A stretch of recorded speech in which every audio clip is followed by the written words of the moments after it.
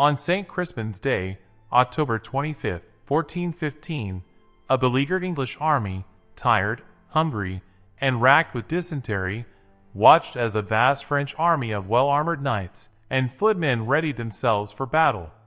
The bright pennants fluttered in the breeze, and plate armor glinted in the morning sun.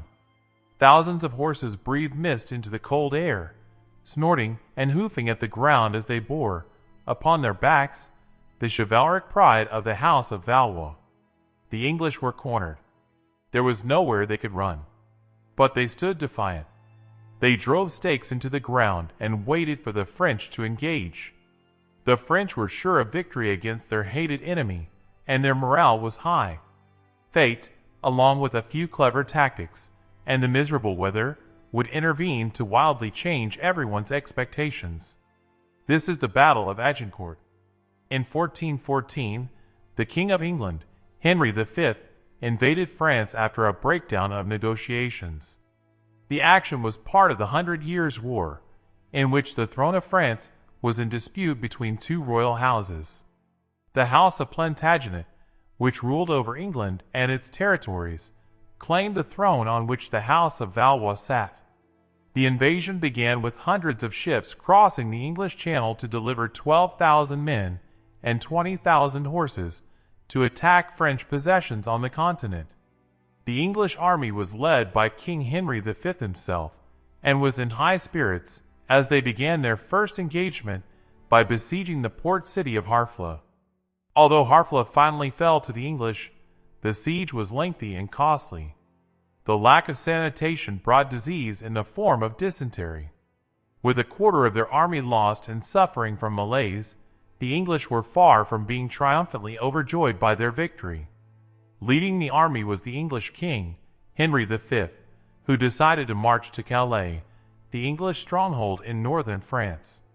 Meanwhile, the French had raised an army with the intent of engaging and wiping out the English threat. Blocked by the River Somme and French forces taking positions along all the crossing points, the English were forced to march eastwards upriver. The English managed to maneuver across the river, but were dogged and shadowed on their way to Calais.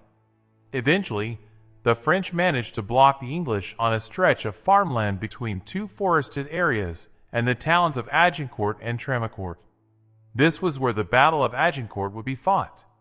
The English had marched 260 miles, 420 kilometers, in 2 weeks, were suffering from disease and exhaustion, and were almost out of food. And the longer they waited, the more reinforcements would join the French army under the dual command of Constable Charles d'Albret and Marshal Boucicaut. On the night of October 24th, both armies encamped on open ground within earshot of each other. The mood in each camp, however, was not the same. The French, confident of victory, were in high spirits, while the English were ordered to silence and kept a vigilant watch for any French raids during the night. The French did try to raid the English camp during the night, and were beaten back. Henry V and his aides hoped for rain during the night, and to their relief, the heavens opened up. Unbeknownst to the French and the common soldiers, this downpour would make all the difference between victory and defeat. The ground had turned muddy and became unsuitable for cavalry. On the morning of October 25th, the armies assembled. The English army consisted of about 7,000 archers and 1,500 men-at-arms and dismounted knights. The archers drove stakes, palings, into the ground in front of them to protect themselves from cavalry attacks, and took up the flanks while the men-at-arms formed the center, standing shoulder to shoulder, for ranks deep. Units of archers also formed up at regular intervals between the men-at-arms. On the other side, the French had about 14,000 to 15,000 men, excluding about another 10,000 armed servants. The width of the battlefield played an important part in French deployment, and the entire front line consisted of tightly packed dismounted knights and men-at-arms. There was little space for archers or other troops on the flanks. A line of archers and crossbowmen were kept in the rear. On each flank, a force of about 750 mounted knights formed.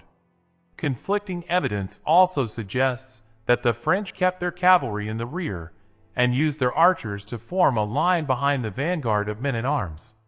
The conflict in dispositions, however, has little bearing on the actions that followed.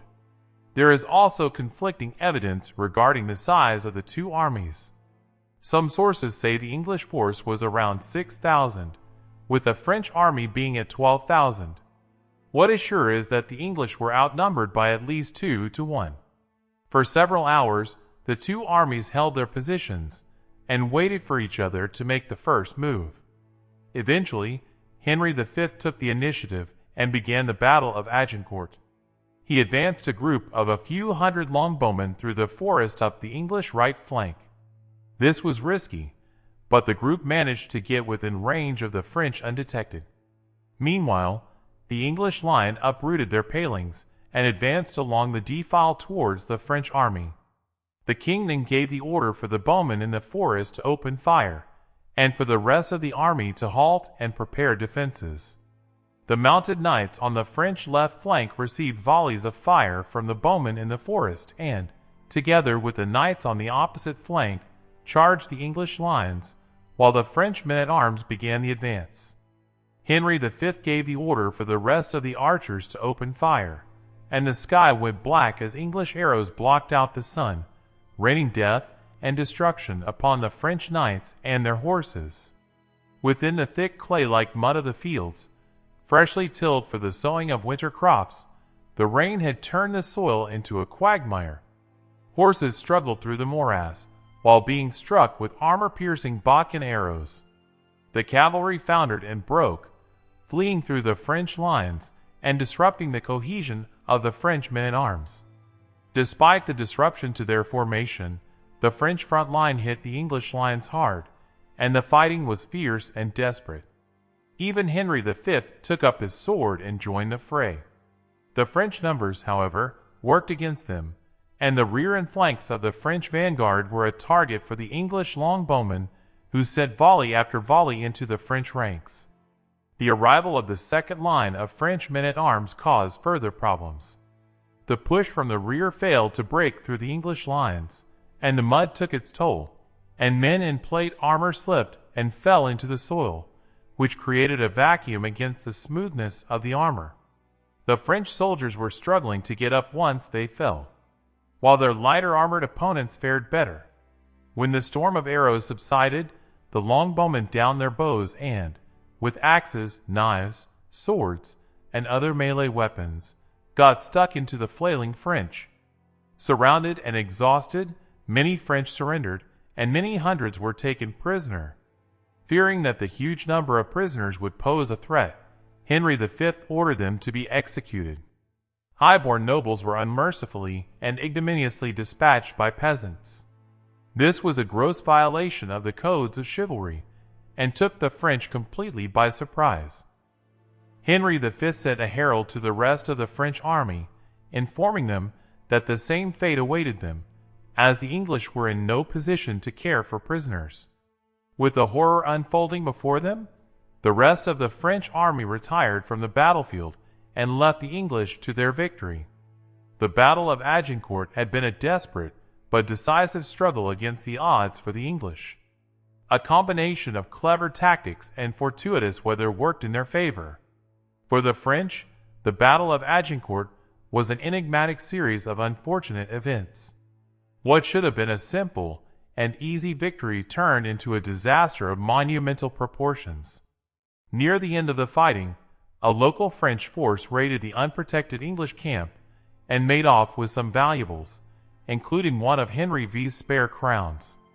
This action, however, did not affect the flow of the battle.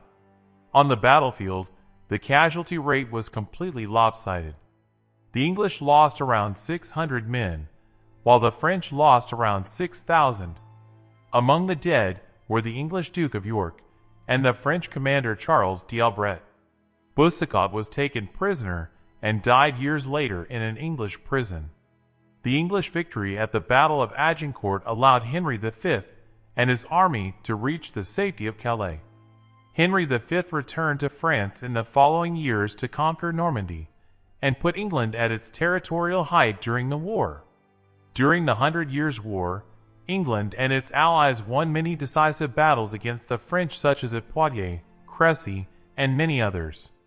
However, the Battle of Agincourt is the most celebrated in terms of its effect on English national identity. Not only was it a triumph against their national enemy France, but it was a triumph of the peasants over the nobility. Armed with their longbows, per soldiers decimated the French nobility in all its arrogance and rewrote the rules of medieval warfare in the process, spitting on the chivalric codes of treating nobles with clemency and respect. And Henry V, in his desperation, gave them leave to do so.